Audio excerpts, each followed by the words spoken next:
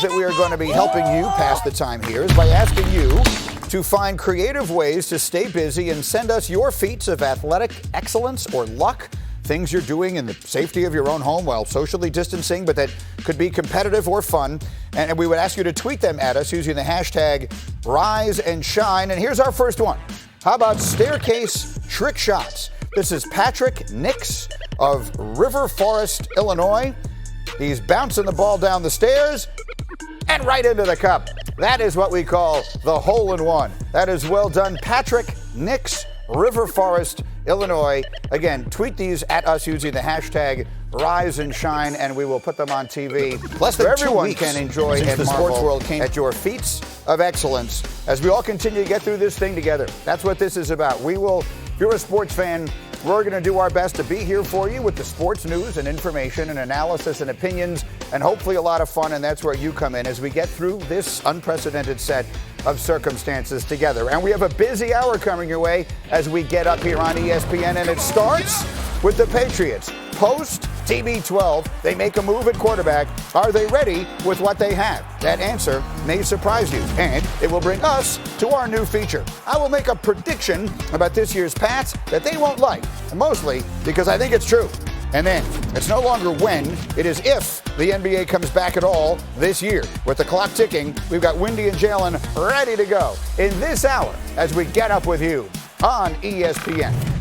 Tom Brady, of course, has been the center of practically all the conversation over the past week or so. He was selected in the 6th round, 199th overall in 2000 by the Patriots, of course. The Michigan man went 134 picks after Giovanni Carmazzi, who was a quarterback who never played in an NFL game. Then TB12 has gone on to experience just everything. What else can you say? Won 6 Super Bowls, most by any player in NFL history. Took the Patriots to 9. You know all of that. And while he may always be, while he may now be a Buccaneer, he will always be synonymous with the Patriots. His 20 years in New England gave him 74,000 passing yards, 541 passing touchdowns. Both of those are NFL records for most with a single franchise. And I won't read all of this to you, but Robert Kraft and the Kraft family and the Patriots took out an ad in the Tampa Times thanking Tom Brady, and one note in there, it's beautifully written actually, in which he says basically to the Buccaneers and the Tampa community, take care of him, you got a great one. So the feelings between the ownership of the Patriots and Tom Brady remain very close. As to the rest of it, on Monday night, March 16th, Brady called Kraft and made the short drive to his house for a conversation he had long imagined. All of this is from a piece over the weekend by our Seth Wickersham. And in this piece, he says that Kraft, in a long round of phone calls to Patriots beat writers the next day, would say he assumed Brady was visiting to finalize a new contract. That wasn't what happened. Brady told Kraft it was over, and the owner would leave little doubt as to why, saying, quote, to the NFL Network, think about loving your wife, and for whatever reason, there's something, her father or mother, that makes life impossible for you, and you have to move on. Again, all of that is from an extremely detailed and extraordinary piece by our Seth Wickersham, who has been all over this story and this franchise now for several years. And again, this weekend, there was a lot in there. So, Seth, thank you for taking this time today. And I just want to go to that quote again. Think about loving your wife, and for whatever reason, there's something, her father or her mother, that makes life impossible for you, and you have to move on. He's not making any bones about what happened here, right? We should all assume he is talking about Bill Belichick. Yeah, it's one of those moments where you accidentally tell the truth. And I think that when you look at the reasons why Tom Brady is a Tampa Bay Buccaneer, I think you can really trace it back to the fall of 2017. Look, there was a host of issues that were going on in the building, but one of the biggest ones was that Tom Brady wanted a contract extension. He made it very clear, publicly and privately, about his desire to play until his mid-40s, and he wanted a contract, a commitment from a team. It didn't have to be the Patriots, but he preferred it to be the Patriots. And at the end of the day, that contract never came. It didn't come in August of 2018. It didn't come in August of 2019. And I think that's the reason why, in the end of the day, he moved on. He wanted to play, and he wanted a team that wasn't necessarily going to pay him the most, but was going to give him that commitment. And that wasn't going to be the New England Patriots, who preferred more of a year-to-year thing. Let's make sure we're totally clear on what we're talking about, though, because frequently when we talk about contracts, the owner gets involved in that. But Are we to assume that Kraft would have been all on board with that had Belichick been, and that the reason this turned into a problem is that it is Belichick who did not want to give Brady that commitment? Yeah, it was Belichick who was driving it, and he's been driving it the past couple of years. And I think that, again, we're dealing with a lot of extremes here. This isn't a usual situation.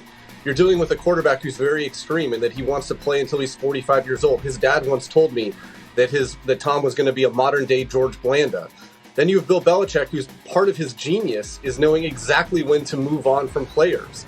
And I think that they probably went further than they would have with Tom than already. But at the end of the day, again, they didn't see him playing quarterback for the New England Patriots at age 45. And Tom Brady was resolute. He wanted to play until his mid-40s. And more than money, he wanted a team that was going to give him a contract with no qualifiers. So I want to get to the relationship then, because these are generally football things. We've heard people speculate about the notion that Belichick's style, not giving quote-unquote love to his players, the way he coaches hard and didn't show the kind of appreciation for a star like Brady that you might imagine practically any other coach would. What can you tell us about the relationship beyond the contract decisions?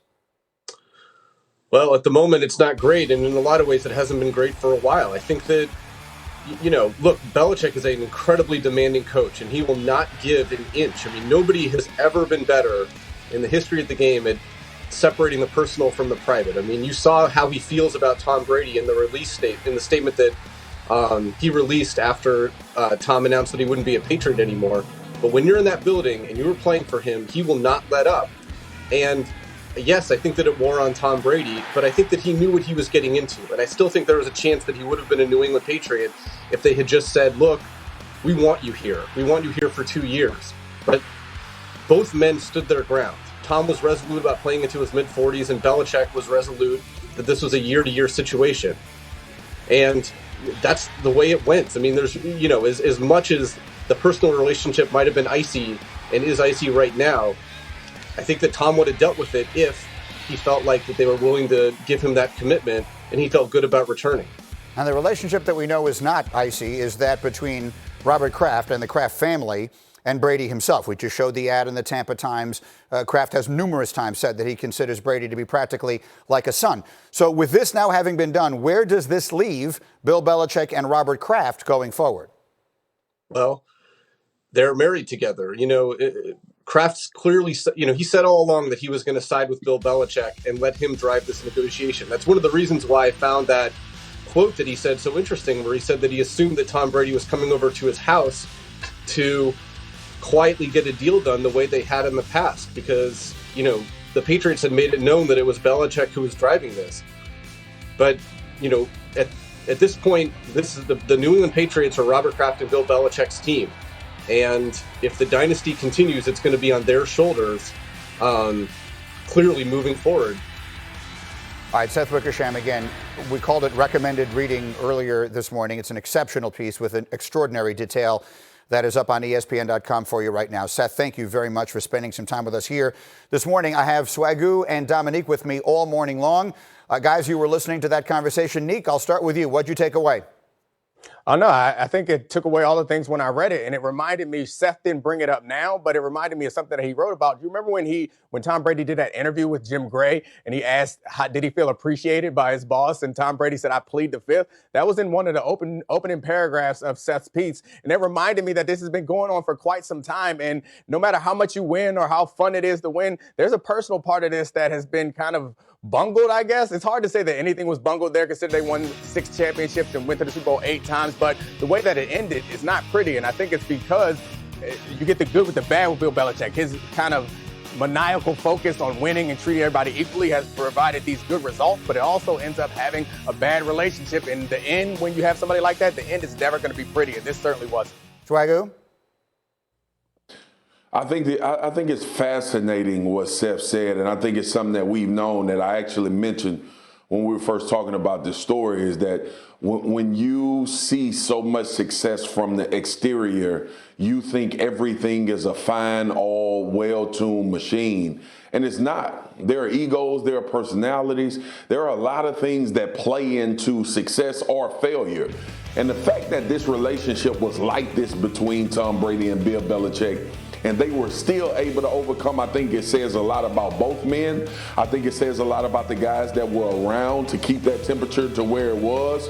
But now that it's over, and we learn this in history, it tells us that usually when you detach is when things start coming out. We saw signs. We heard Tom Brady. In this article, he talks about the last interview that Tom did after the loss against the Titans, how he was leaving the building and what he was dressed like. He wasn't pristine, picked up his bag and walked out of the stadium. Giselle talked about Tom not being appreciated in New England like he should be. We heard all of this and we saw all of this, but what happened was they went out and won games and won Super Bowls. So we were like, okay, we know that is happening, but they're doing this, so it can't be that bad. But at the foundation of it, it was not a good relationship between Tom Brady and Bill Belichick, and Tom Brady kind of ran his course with being in that environment where it's so tough to play, and we've heard players say that.